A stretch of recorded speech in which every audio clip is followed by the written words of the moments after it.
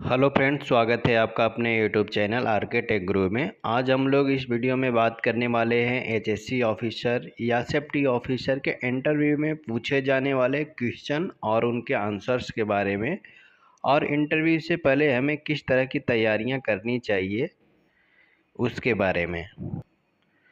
क्योंकि जब भी हम इंटरव्यू के लिए जाने वाले होते हैं तो हमारे मन में बहुत सारे डाउट्स होते हैं और हमारे एक घबराहट होती है, जिसकी वजह से हमें आते हुए सवाल का भी आंसर नहीं दे पाते हैं। तो हम जब भी इंटरव्यू देने जाएं तो पेशेंस के साथ, धैर्य के साथ इंटरव्यू दें और ख़ुद पे कॉन्फिडेंस रखें।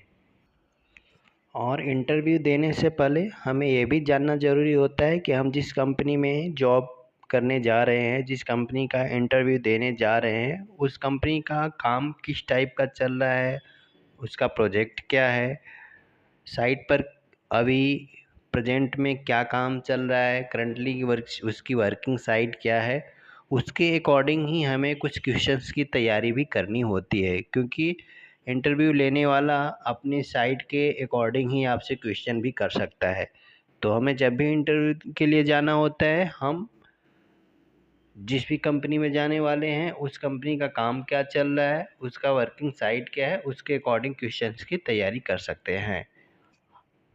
और बेसिक क्वेश्चन क्या क्या आ सकते हैं उसके बारे में हम लोग आगे जानते हैं। पूछा जा सकता है व्हाट इज सेफ्टी। तो आपको यह आंसर देना है कि सर, तो सेफ्टी यानी कि आपको फ्रीडम मिलता है ऐसी कंडीशन से कि जिस कंडीशंस की वजह से आपको इंजुरी हो सकती है, या फिर प्रॉपर्टी डैमेज हो सकती है, या फिर इन्वायरमेंट के ऊपर इफेक्ट हो सकता है, या फिर डेथ भी हो सकती है। तो इन सारी चीजों से आपको जो फ्रीडम मिलता है उसको सेफ्टी कहते हैं। फिर उसके बाद का सवाल आता है व्हाट इज हजार्ड। और ये जो क्वेश्चंस है ये आपको तो डेफिनेटली पूछते ही है जब भी आप किसी इंटरव्यू के लिए जाते हो। तो आपको यह आंसर देना है कि सर, हजार्ड यानी कि कुछ ऐसी चीज, कुछ ऐसा पोटेंशियल कि जिसमें क्षमता होती है नुकसान पहुंचाने की। और वो जो नुकसान है वो हो सकता है प्रॉपर्टी डैमेज हो, पर्सनल इंजुरी हो, इन्वायरमेंटल इफेक्ट हो, या फिर डेथ हो। ये कोई भी नुकसान हो सकता है।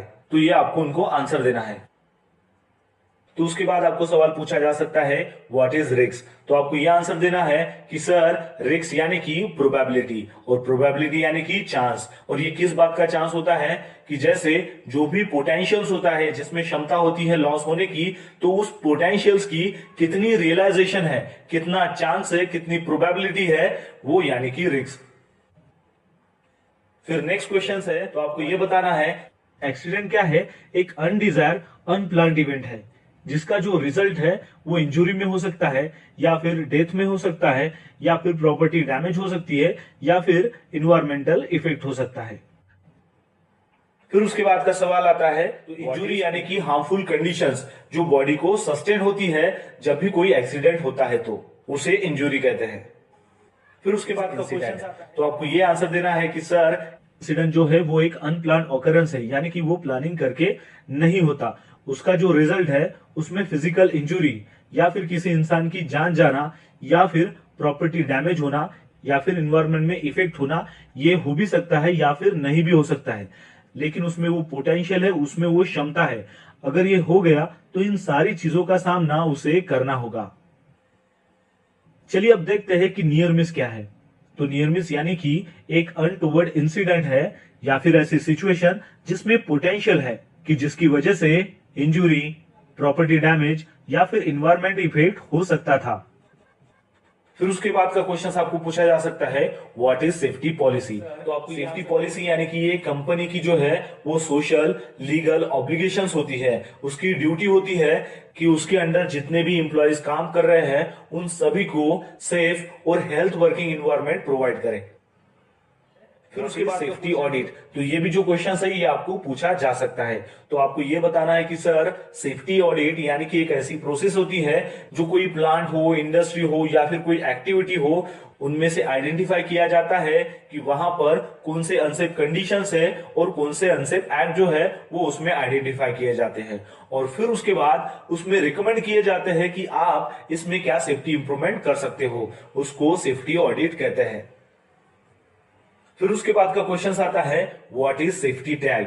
तो आपको ये आंसर का जो सरफेस होता है वो कार्डबोर्ड हो या फिर पेपर बोर्ड हो, उसके जरिए तैयार किया जाता है और उसके ऊपर इंग्लिश लैंग्वेज और जो लोकल लैंग्वेज है उसमें सभी इंप्लॉय के लिए वार्निंग, सेफ्टी इंस्ट्रक्शन लिखे जाते हैं। उसे सेफ्टी टैग कहते हैं।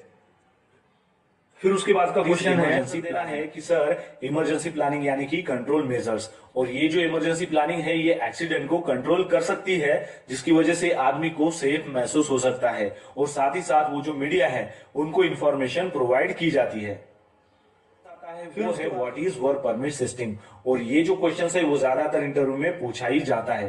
तो आपको ये आंसर देना है कि सर वर्क परमिट सिस्टम ये एक रिटन डॉक्यूमेंट होता है जिसके तहत आपको परमिशंस मिलती है कोई भी काम करने के लिए, और ये जो परमिशंस होती है ये एरिया इंचार्ज की तरफ से जॉब परफॉर्मर को दी जाती है। का क्वेश्चन आता है what is work at height, तो सिंपली आपको यह आंसर देना है कि सर कोई भी वर्क हो जो ग्राउंड लेवल से 2 मीटर के ऊपर होता हो उसे वर्क एट हाइट कहता है। फिर उसके बाद का क्वेश्चन आता है व्हाट इज कन्फाइंड स्पेस, तो सिंपली आपको ये आंसर देना है कि सर कन्फाइंड स्पेस यानी कि ऐसा एरिया कि जिसमें वो जो एरिया है वो स्मॉल हो सकता है या फिर इनक्लोज हो सकता है, या फिर ऐसा एरिया कि जिसमें खाली एक एंट्री और एग्जिट हो और उस एरिया में आदमी जो है वो कंफर्टेबली काम नहीं कर सकता है, तो ऐसे एरिया को कन्फाइंड स्पेस कहते हैं।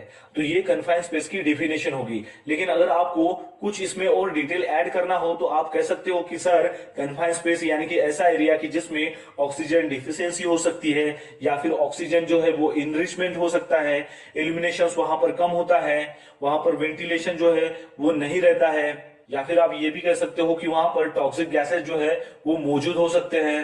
तो ये भी जो पॉइंट्स है ये आप उसमें ऐड कर सकते हो, और ये जो क्वेश्चंस है ये आपको ज्यादातर इंटरव्यू में पूछा जाता है। आपका क्वेश्चन आता है व्हाट इज एक्सकेवेशन, तो सिंपली आपको ये आंसर देना है कि सर कोई भी टनल खोदने के लिए हो या फिर मार्किंग करने के लिए जो होल किया जाता है, और वो जो होल है वो कैसे, तो बाय डिगिंग से, और ये डिगिंग जो है वो आदमी के जरिए या फिर मशीन के जरिए की जाती है। यानी कि आपको जो है वो ग्राउंड लेवल से जो है वो मिट्टी रिमूव करना होता है, डिगिंग करना होता है, वो चाहे आप आदमी से करो या फिर मशीनरी से करो, उस एक्टिविटी को एक्सकैवेशन कहते हैं। फिर उसके बाद का स्कैफोल्डिंग, और ये भी जो क्वेश्चन है वो ज्यादातर आपको इंटरव्यू में पूछा जाता है जब भी आप किसी कंस्ट्रक्शन कंपनी के लिए इंटरव्यू के लिए जाते हो। तो सिंपली आपको ये आंसर देना है कि सर स्कैफोल्डिंग यानी कि एक टेम्पररी प्लेटफॉर्म होता है जो कंस्ट्रक्ट किया जाता है आदमी को और मटेरियल को सपोर्ट करने के लिए, और वो जो टेम्पररी प्लेटफॉर्म है उसके ऊपर आदमी खड़ा होकर सेफली काम कर सकता है।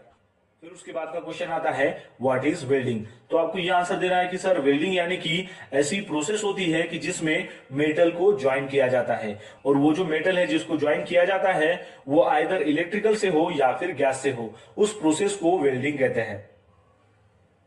फिर उसके बाद का क्वेश्चन आती है गैस कटिंग। अब हमें यह पता होना चाहिए कि गैस कटिंग क्या होती है, तो गैस कटिंग यानी कि ऐसे प्रोसेस कि जहां पर मेटल्स को कट किया जाता है, और वो जो कटिंग है वो बाय यूजिंग ऑक्सीजन और कंबस्टेबल गैस के जरिए किया जाता है, तो उस प्रोसेस को गैस कटिंग कहते हैं। और इसके अलावा फ्रेंड्स हम पास्ट में हुई कोई बड़ी घटना या एक्सीडेंट के बारे में भी स्टडी कर सकते हैं, किन कारणों से हुआ एक्सीडेंट उसके बारे में, उसे रोकने के लिए हम क्या क्या सेफ्टी प्रिकॉशन ले सकते थे, ये सारी चीज़ों का भी हम अध्ययन कर सकते हैं, स्टडी कर सकते हैं, जिससे कि इंटरव्यू में हम अच्छा परफॉर्मेंस कर सकें।